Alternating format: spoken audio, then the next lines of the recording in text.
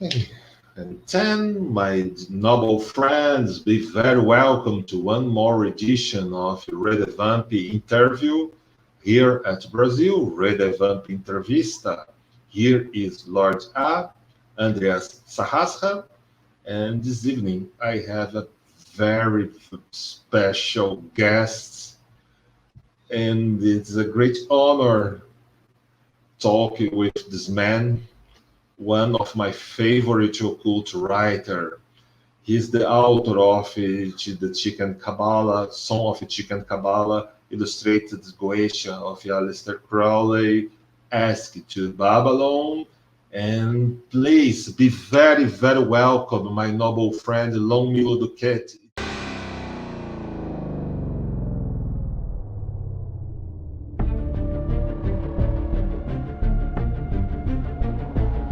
Nossa arte invisível e nosso ofício sem nome é fazermos você esquecer da vida sob o sol.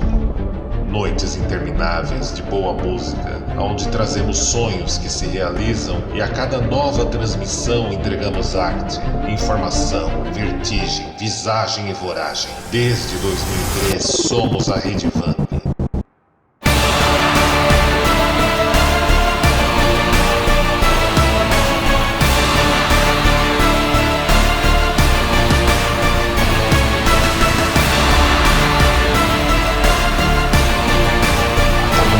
Vampírica da América do Sul e de Portugal. Sigam nosso Twitch e descubram um novo mundo. It's a great honor to have you with us this evening. Obrigado. Thank you very much for having me on. Oh, that is very, very good, my friend. I prepared some questions to you. You have great fans here in Brazil. Your book, Ask to Babylon, was released by Penumbra Books, Penumbra Livros here 2 years ago, was a great success. And, well, here we go. It's a little difficult to try to compile in an overture the vastness of your accomplishments among occultists, musicians, and activities in the advice from the North America OTO, Ordo Templi Orientis, and Franco Freemasonry. So, my noble friend, I ask to you to introduce yourself to our audience and many who are discovering your writings here in Brazil. Well, I'm Lon Milo DuQuette, and I'm 72 years old, and I've been interested in the Western mystery traditions, including magic and Kabbalah and tarot and things like that since I was a young man, since the late 1960s. As a profession for many years, since I was 14 years old, I was a professional musician and songwriter. And in around 1972, when my wife became pregnant with our son, I decided to just sort of leave the music business because it was just too wild and crazy to be good for my home life if I stayed a recording artist. But I got very interested, and I've always been interested in magic and mysticism and things like that. My father was a Freemason, and he had a few Masonic books around the house that I would look at as I was growing up. And I was fascinated with the mystical aspects of books like Morals and Dogma by Albert Pike. And when I moved to California, or back to California in 1966, it was just in time for the psychedelic revolution. And as a musician and a young man, I went immediately to where I could buy some LSD, and I immediately had a fantastic, wonderful, life-changing mystical experience. And so in about 1966, I realized that knowing myself and exploring the nature of consciousness was going to be the only thing in life worth pursuing. And so that's basically how that started. For a few years, I thought I was going to be a first-rate Eastern mystic, a yogi, and I didn't do too bad for a couple of years. But eventually, I was attracted to the Western mystical tradition, or the Western magical traditions that had their foundation in the Hermetic Kabbalah. And so long, about the early 1970s, I came into contact with the works of Aleister Crowley, who scared the daylights out of me for the first few months I was into him. I said, this guy was absolutely crazy. I think he was a terribly horrible, evil person. And but I was still attracted to his work because it seemed like he knew everything that I wanted to know. And I was lucky enough to meet, correspond with, and become colleagues of several people that knew Crowley in life, Dr. Israel Regardie, Francis Regardie, and Phyllis Seckler, and Grady McMurtry, Helen Parsons Smith, all of these old Crowley contemporaries. And they were people I could go to and say, this guy scares me to death. Is this okay? Is he okay? You know? And they say, yes, yeah, yes. He did that as a joke, or he did this because he couldn't, talk about sex magic in public in those days, and so they quieted my nerves about Aleister Crowley and allowed me to actually explore the profoundly wonderful work of this modern 20th century holy man, I guess is the best word for it.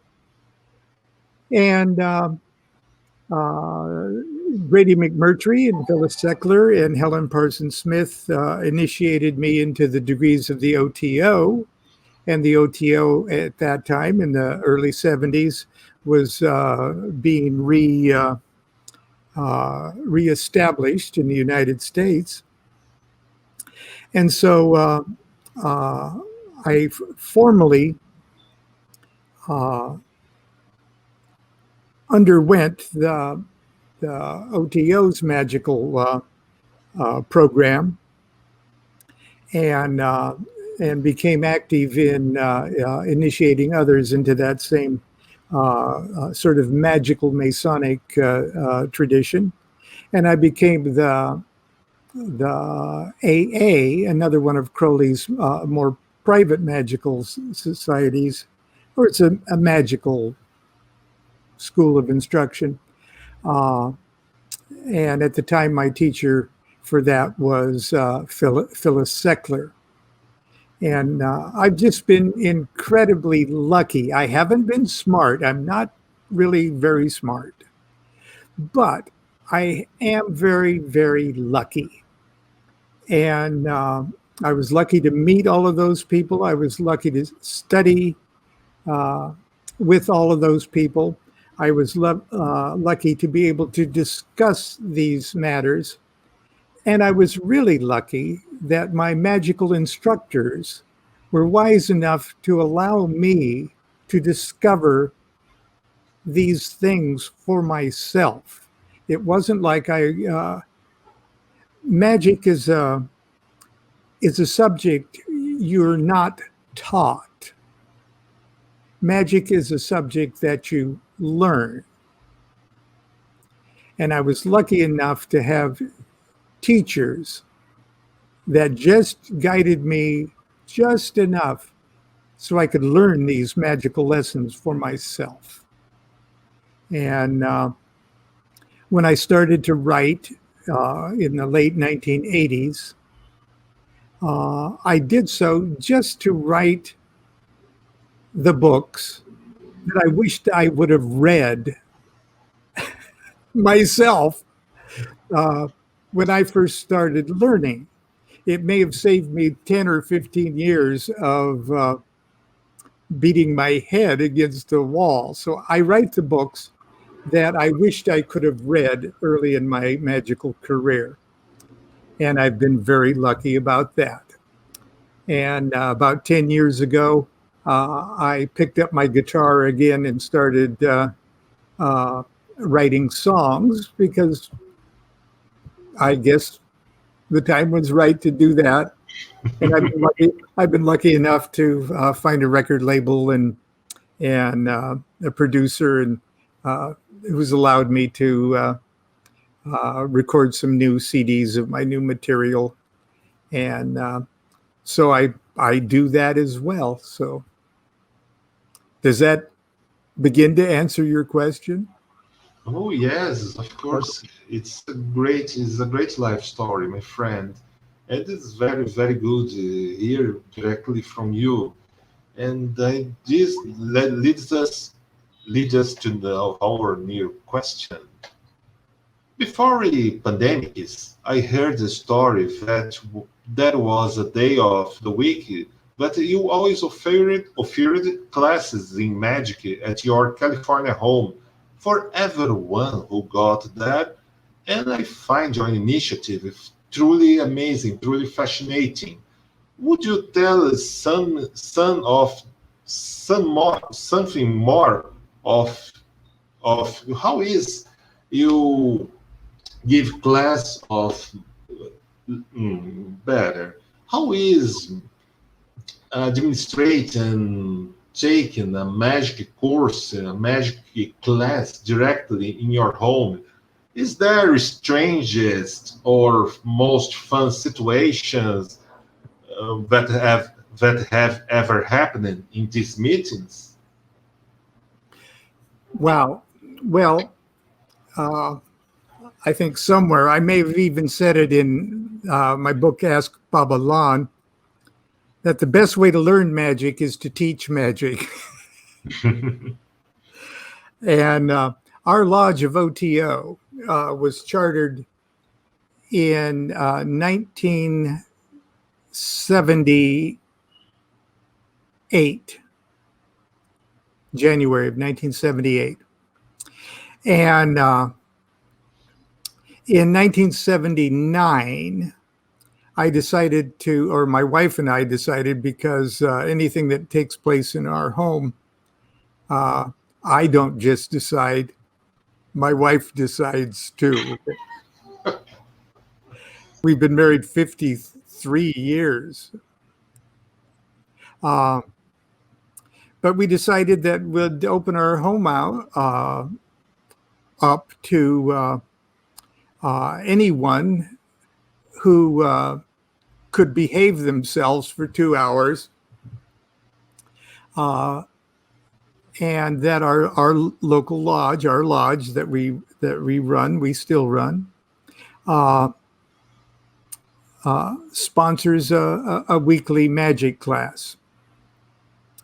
And up until last March, I mean this March, we've continually done that. So what is that, 42 years? 42 years.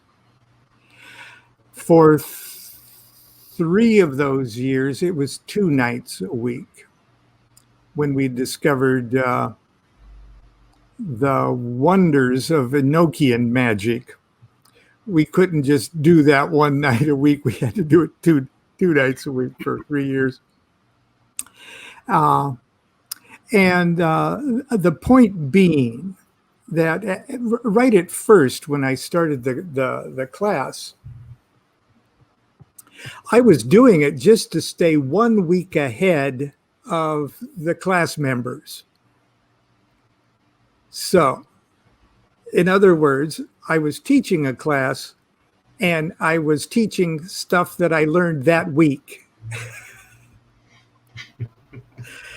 And of course we did, or mostly stuff. There's a few things, but I never did it so much as, hey, I'm an authority on this stuff, and here's what you need. It was like a workshop where let's learn this together, and that's exactly what it was. And for a few weeks after. I could teach them the pentagram rituals and talk about the theory behind the pentagram rituals, and I could teach them the hexagram rituals, and then later I could move on to the Aleister Crowley Thelemic versions of those same rituals, and explain why these were new and improved ways. I could do that pretty well. But then it got to the point of where I was going to have to discover more myself. And sometimes you don't know what you know until you try to explain things to people. Does that happen to you? And so Monday Night Magic class was my opportunity to explain things to myself as I was trying to explain it to others. And we have a very, very tiny little house. Well, for years we had a bigger house,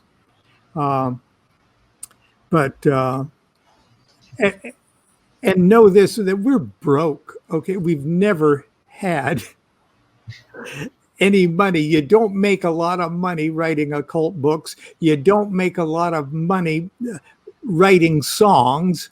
You don't make. We've always been broke. We've never owned a house. We've never owned a new car. We don't have a credit card. We don't. We've always been just sort of like broke hippies. But we always lived the way we would like to live. And we had always lived in a neighborhood we'd want to live in. And even if that means spending 80% of our income, no matter where that comes from, on the rent. And so we don't charge for the Monday Night Magic class. Because we figured if we charged something, people would actually expect something. So, but we put out a donation basket, okay? And people that can afford it, we encourage them to be as generous as possible. And those who can't afford it, we don't care if they don't put anything in the donation basket. And it's worked for us. For 42 years, it's worked for us. And so the idea of holding a class in your home is something a person needs to be prepared to shoulder all the financial burdens of doing it. It has to be a labor of love, and it has to be something where the students aren't taught something, but they learn something. Does that make sense? Yes, makes sense. Yes, it's noble. It's very, very noble, and it's very noble. And I think that I think that the universe, on any way, bring prosperity, bring the conditions for you and your wife and family, generate some prosperity, realizing these classes, and this is truly, at my view, this is truly magic, my friend. It is truly magic. It's truly. And it's allowed me to, at class, read people excerpts from the new book I'm writing, and it's allowed me to actually work out the blocking of new rituals. Class has taken part in Crowley's Rites of Eleusis. Whether they want to or not, we're going to divvy up parts and do the Rite of Mars today, and everybody gets scripts and we go through it. The idea is to do magic and not just talk about magic. And when it comes to real visionary magic experiences, like things that occur in the performance and the execution of Enochian magic, it is something that, although the individual magician will eventually do this kind of magic all by themselves, privately at home and everything else, there are ways to do things in a group setting that people who are totally unfamiliar with magic can come to class. And in the last 40 minutes of class, I said, we're going to do an Enochian call, and we're all going to experience our own personal private visions, because that's what Enochian magic is all about, personal private visions.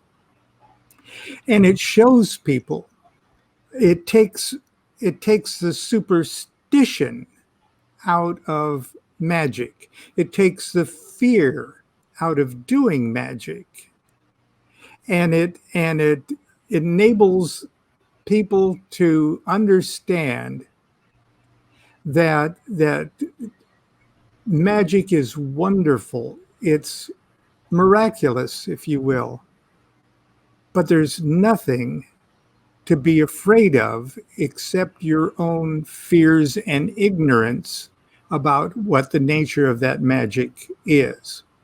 And I think that is part of another question that you were hoping that we could discuss about my statement that it's all in your head. You just have no idea how big your head is. Mm-hmm. Now, some people misinterpret that as if I were saying, all this magic is in your head. All these spirits are in your head, okay? That it's all in your mind, that there aren't objective spirits and there aren't objective reactions to magical acts. I'm not saying that. Of course, there's an outside of yourself insofar as I'm looking at a computer here. It seems to be out of sight of my brain here. I'm looking at you electronically across 2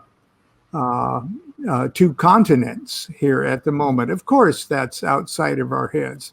What I'm saying is you don't understand how big your head really is. In other words, you don't understand, or we don't understand, or we don't always understand that the nature of our existence is consciousness.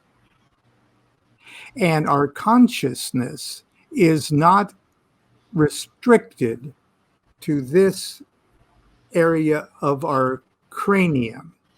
Our consciousness, our true identity, is infinite.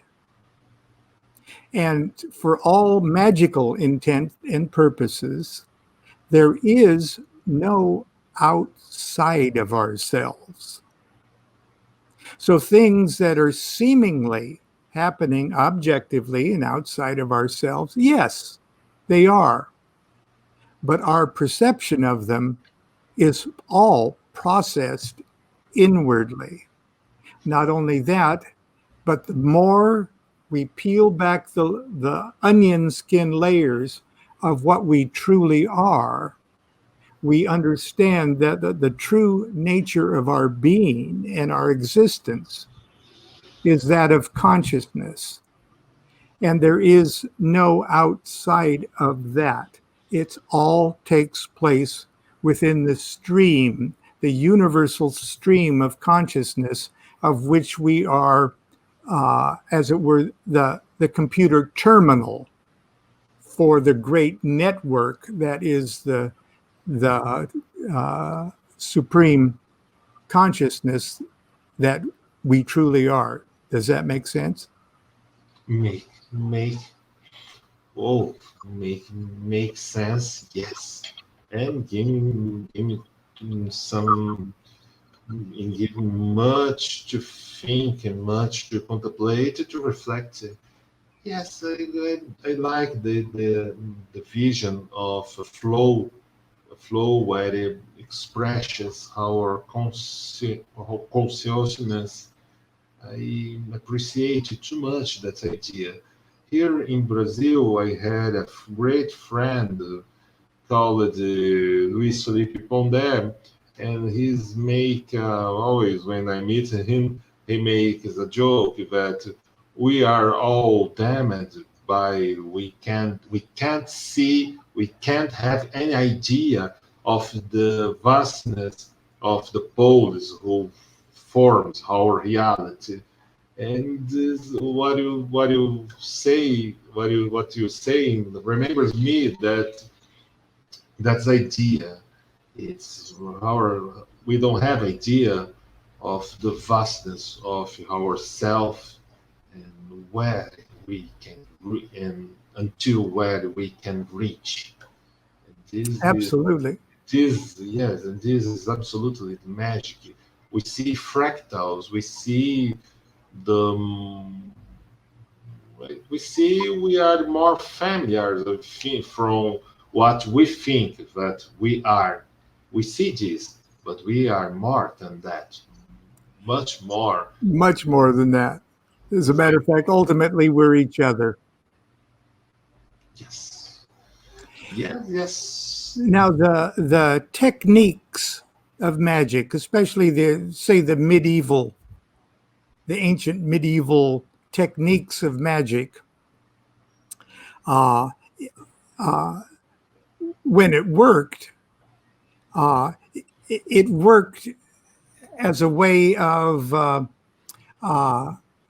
tricking ourselves into utilizing and exploiting different aspects of consciousness. Okay. And magic is first and foremost an art form. It's a science, yes, but it's an art form. I completely agree with this vision of magic as art. Invisible art sometimes. The art and science of causing change to occur in conformity with will. Now, the ancient, let's say medieval magicians, they didn't have to think too much in psychological terms. They weren't burdened with psychological terms, and they were, in a sense, a bit superstitious. You know, they believed in the objective reality of heaven and hell and demons and things like that. But they nevertheless set to work with those concepts, work with those metaphors as if they were objectively real. And if they did it well enough, their magic seemed to work for them pretty well. Okay, but what they developed was a a fantastic dramatic art form of ceremonial magic. That's where our wands and our robes and our swords and cups, and these are all inward things, but we're dealing with them as if they were outward things. And it's a beautiful, beautiful art form, in the same way as when you watch a ballet dancer. You see a ballet dancer doing a wonderful segment from a ballet, and you're looking at them and you're seeing somebody's soul. You're seeing the yearning and the ecstasy, and you're seeing a soul communicating, but it's a real live flesh and blood person that's doing this hard stuff, okay, in real life or in physical life, right here on this plane of existence. But what they are touching in us is a soul thing. It's a universal thing. It's a consciousness thing. And a wonderful ballet performance, or a wonderful symphony, or a wonderful rock piece actually succeeds in altering the consciousness, changing the consciousness of everyone who sees it.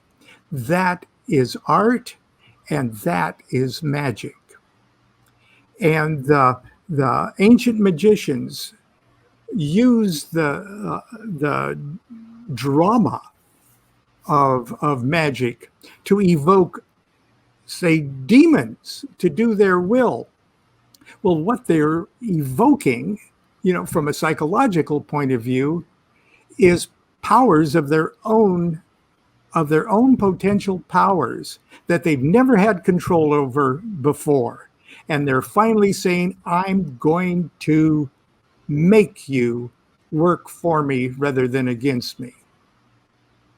That's what a magician does when he captures a spirit in a triangle.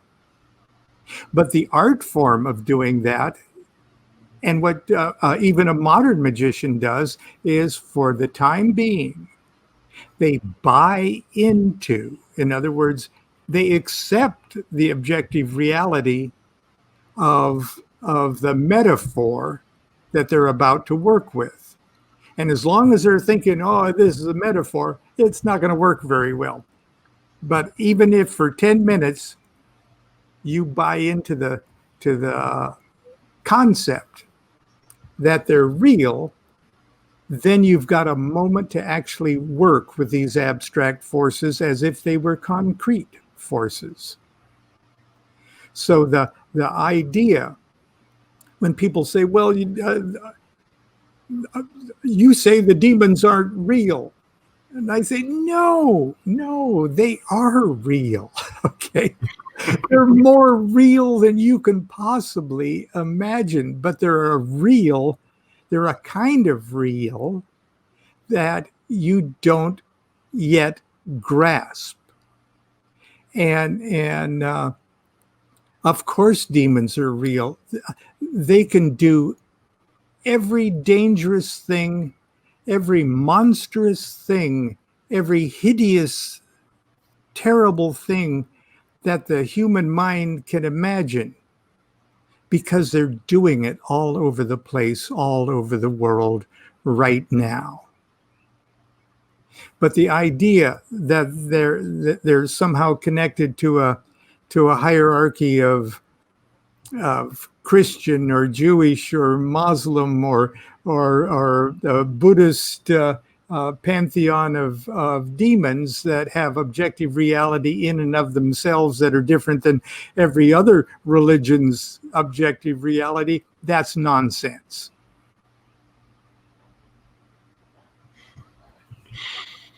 Whoa. Wow. Absolutely. I can't think much to say in Portuguese, but my mind can't access the right words in English. Oh, that's.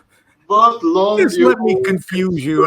You express very clear a tonality of things that I'm feeling, and I can say to you that I already live all my life many times in all that you are speaking to us in right now. Well, do you have another question? Oh yes, I have. Yeah. Another question. I could. No, sometimes sometimes I forgot the script, the questions that I wrote here. And well, no, okay, let Lon Milo DuQuette speaks, let Babylon speak, and it's great, man. But I have some questions, and yes, it's really amazing for me, and I want much to hear from you. My audience wants to hear something about too. Lon, some of your first books were written jointly with Dr. Christopher Hyatt, who is also who I am a long time admirer too. What are the best moments and the good memories that remain of this partnership? Oh boy. Yeah. Well, first of all, Dr. Hyatt, I guess we'll call him Dr. Hyatt. Excuse me. I'm going to move this fan here.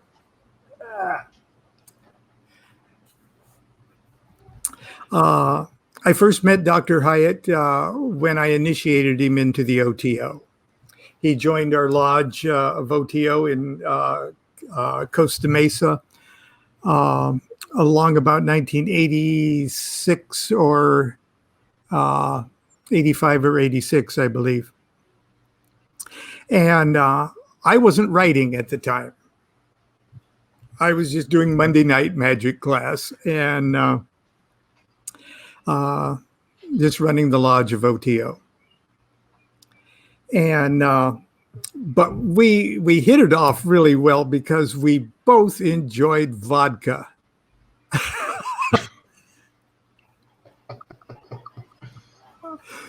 And he was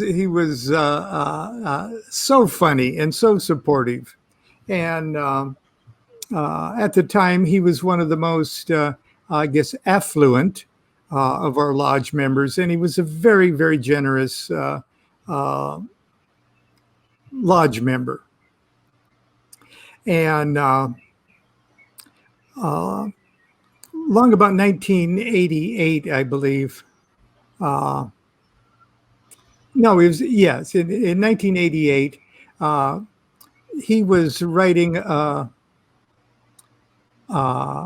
book about Western Tantra. And because the OTO magic sort of deals with at least the aspects and the forces of what we would call Western Tantra, he invited me to write a little, like an epilogue to his new book, Secrets of Western Tantra. And I'd never written anything before. But I thought, well, I could write a little something. And we were both friends with Robert Anton Wilson. Oh, that's another great name.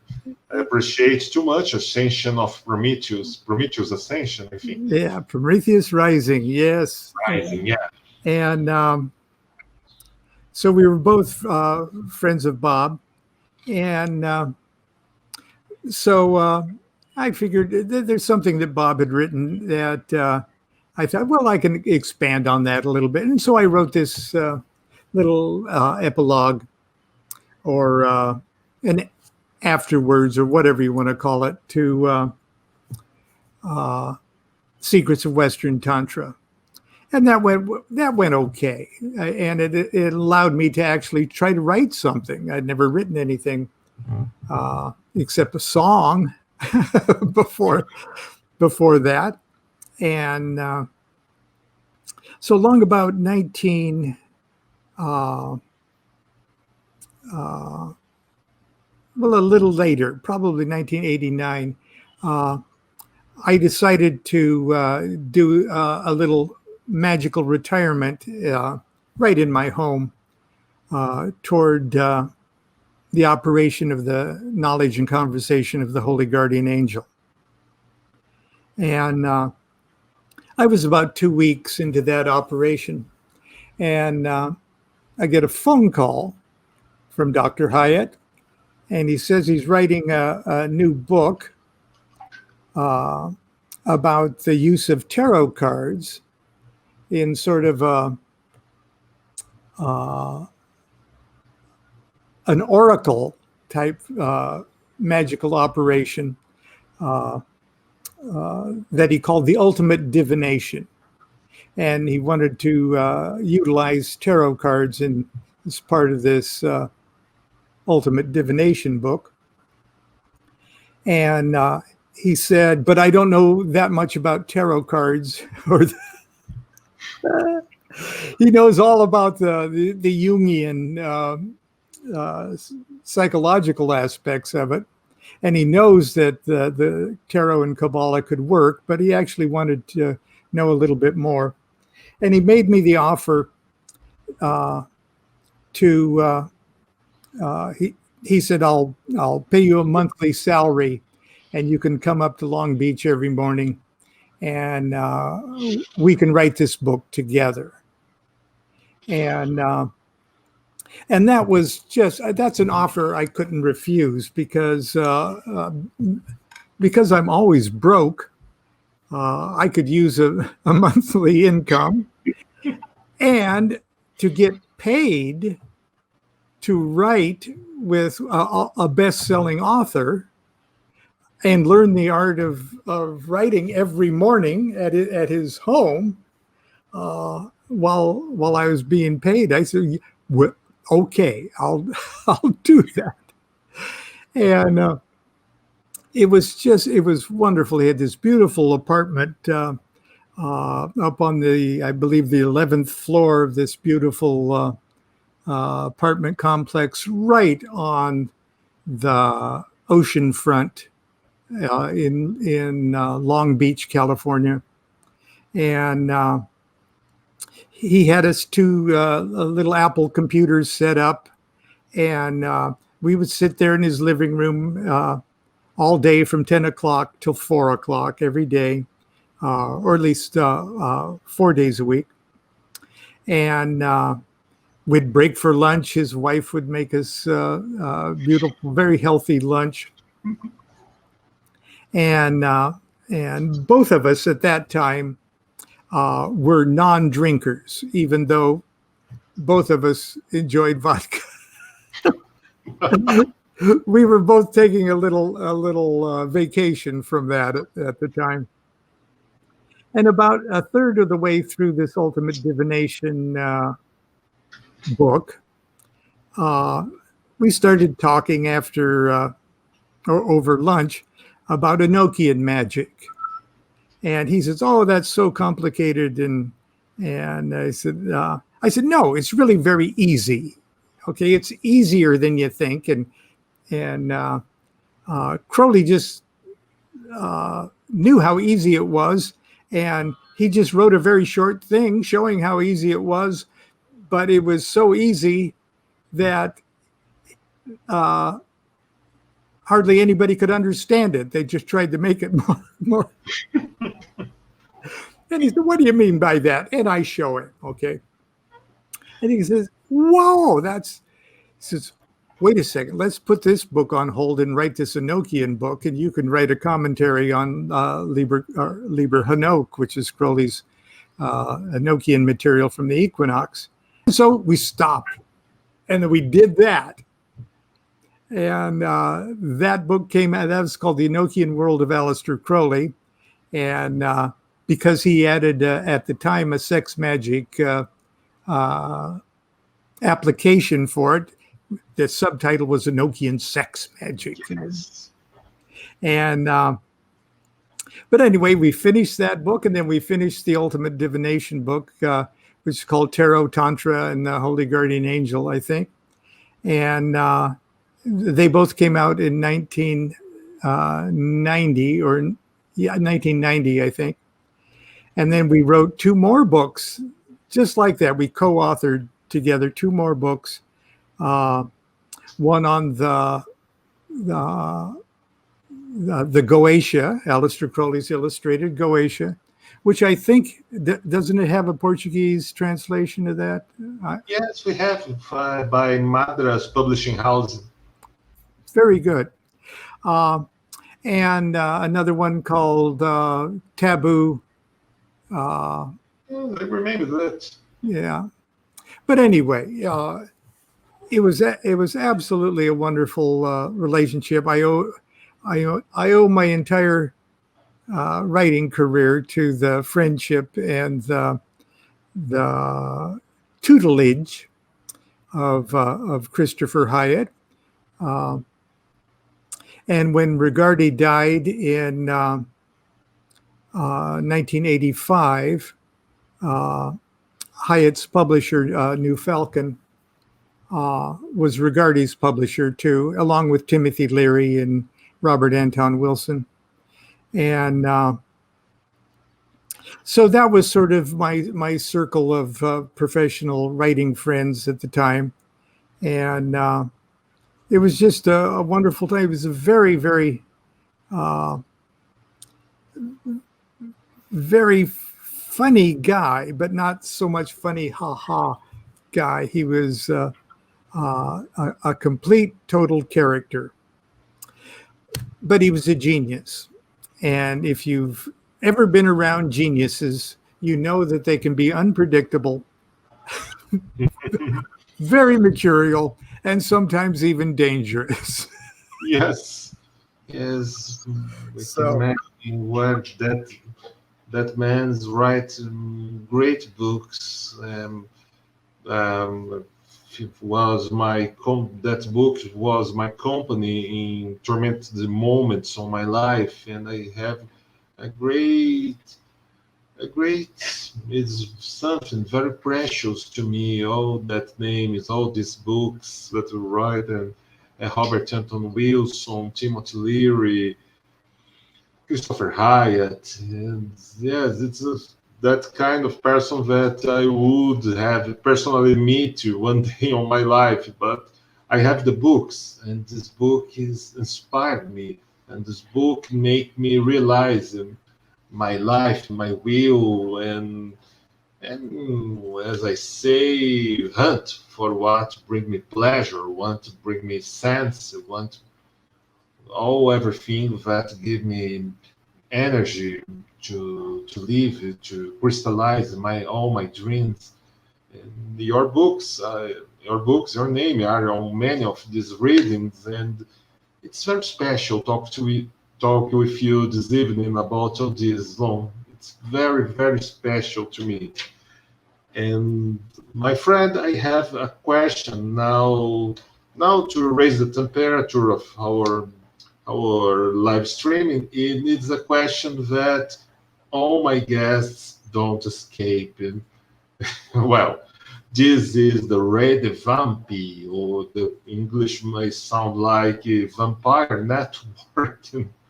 And my friend, exists a vampire story, or even a vampire movie, or who knows, a vampire comic book, or a vampire character that you appreciate the history, you always remember? Is there anyone? I'm not sure I understand the question. Are you asking me if I've known any vampires? Yes, there is a favorite vampire. You have a favorite vampire? Yeah. Comic books, or even in music, or comic, or books, or I don't know.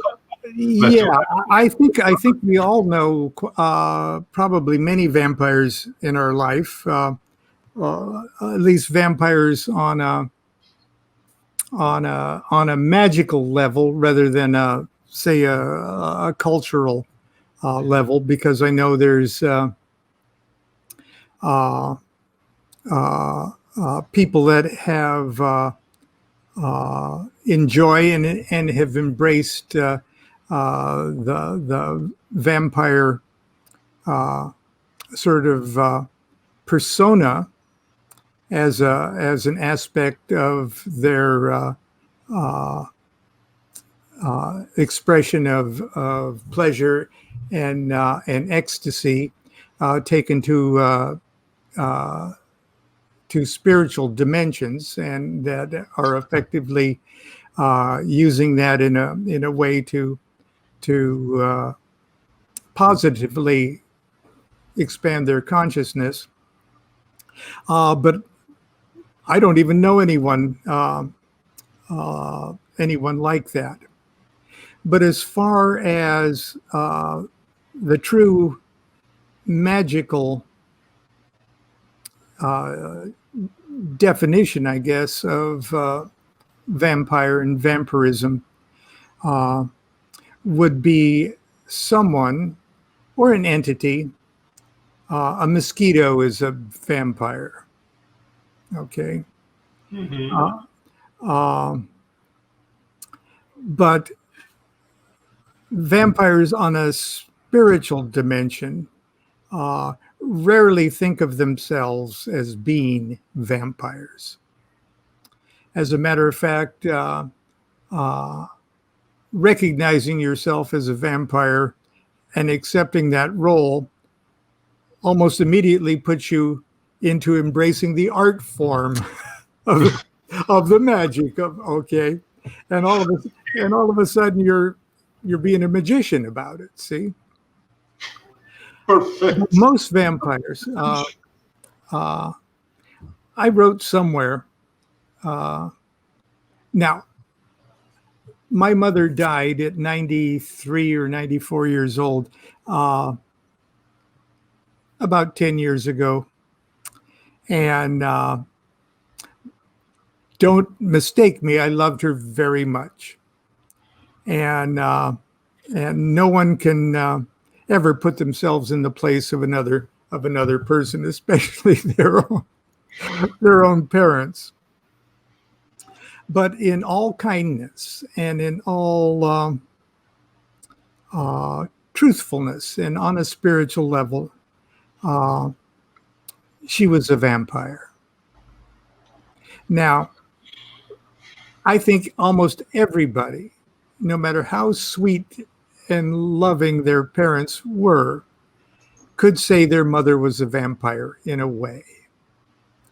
Because we suck their milk for a few months when we're first born, and then the rest of our adult lives, they suck our blood.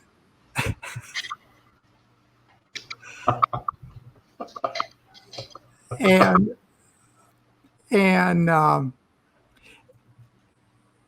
I don't mind it when somebody needs my energy and is nourished by my life force.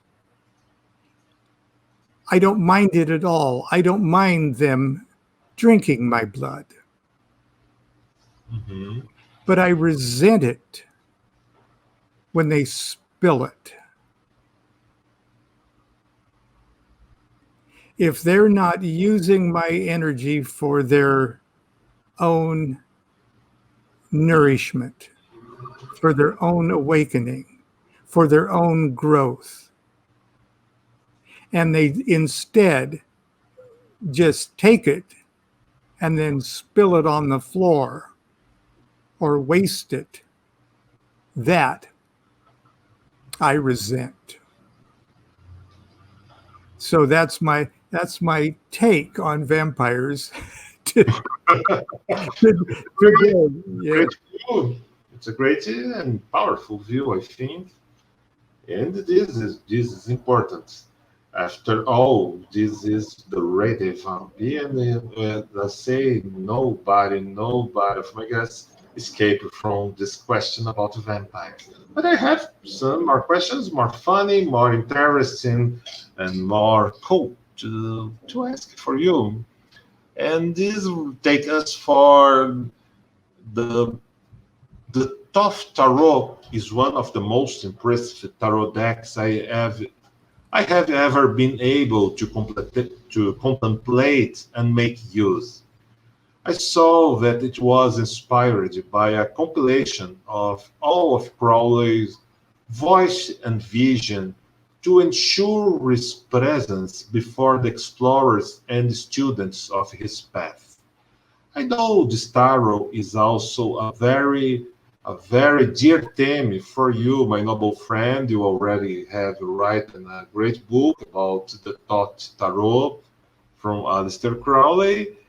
And what you think that most people need to know about this special tarot deck? What is your secret for making the writing of Aleister Crowley so accessible and enjoyable for all us reading and appreciating your books, and especially in the book The Thoth Tarot, about the Thoth Tarot? Only, as I said a little earlier, only that I was trying to explain it to myself at first. I don't set out, when I write a book, I don't make an outline. I don't make a plan. I just take it as if it was a conversation where I was trying to explain step by step the different aspects of whatever subject it is that I'm talking about, because I had so much hands-on experience with the Thoth Tarot and had so many ways that the discoveries that I made while plunging into its mysteries were so profound for my own magical career. And because I was asked to go to Australia and do a lengthy, 6-hour Thoth understanding the Thoth Tarot series of seminars, that I had sort of the whole thing organized in such a way that if I thought, okay, I'll just be as truthful as possible and just take it one step at a time. But I have to tell you, writing the book wasn't my idea. I had written Aleister, the Magic of Aleister Crowley. The first edition was called The Magic of Thelema. It was a handbook of the rituals of Aleister Crowley. And my publisher was Wiser. And the book, in a way, sort of explained Crowley's classic text, Magic in Theory and Practice. Or it was an extended commentary on magic and theory in practice. And there is a giant international book convention every year. At the time, it was called the ABC, or the American Booksellers Convention. 40,000 people show up at a convention center. And this one was in Chicago, and I'd already had a couple books published, and including The Magic of Aleister Crowley. And I had I was visiting the convention and reading tarot cards. And I was approached by Miss Judith Hawkins, who was the occult buyer for New Leaf Distributing Company, which is the largest esoteric book distributor in the United States. And she was a close friend. And she said, I want to meet you at the Weiser booth at 4:00. And I said, okay. Because I thought we were going to go to a party or something. I thought we were going to have fun, And so at 4:00, I show up at the Weiser booth there with Donald Weiser and Betty Lundstedt, the publishers. And there they are sitting around the table with Judith Hawkins. And there was a chair, an empty chair. And Judith said, I want you to sit there. And then Judith has 2 books in her hand. She's got Magic and Theory and Practice by Aleister Crowley. And she's got my book, The Magic of Thelema. And she holds up the Crowley's book, Magic and Theory and Practice, and said, I'm not stupid. But I've tried to understand this book for 30 years, okay? And then she holds up my book and said, in 16 hours, I read this book, and it made this book understandable. And I had to laugh, and I thought that was very cute and everything else. And then she holds up Crowley's The Book of Thoth. And she said, I want Lon to write the book that explains this. And I'm not ready to do that. I'm the laziest freaking person in the world, okay? I didn't dream of ever doing that. I am unworthy. I'm unworthy to do that book. I never would have thought of that. But I didn't know what to say. I didn't say anything. And then Betty Lundstedt looks at Donald Weiser, and Donald Weiser looks at Betty Lundstedt and says, okay, Lon, do it. That's how I got roped in to doing the Understanding Aleister Crowley's Thoth Tarot. And that was when my education really began. It took 2 years of writing the book, or almost 2 years, and then another year and a half to actually get itself published and released. So to tell you the truth, the whole thing was an extended magical operation of me just desperately trying to make sense out of Crowley's Book of Thoth. And in doing so, I pretty much had it make sense to me. So that's the story of that. And I'm going to have to call this, I'm going to have to stop pretty soon here because my wife wants me to take her to the store. Oh yes, I realized this some little time before our interview. I know how are these kind of things, my noble friend Lon. We are talking here by 1 hour and 3 minutes, and I'm very happy. I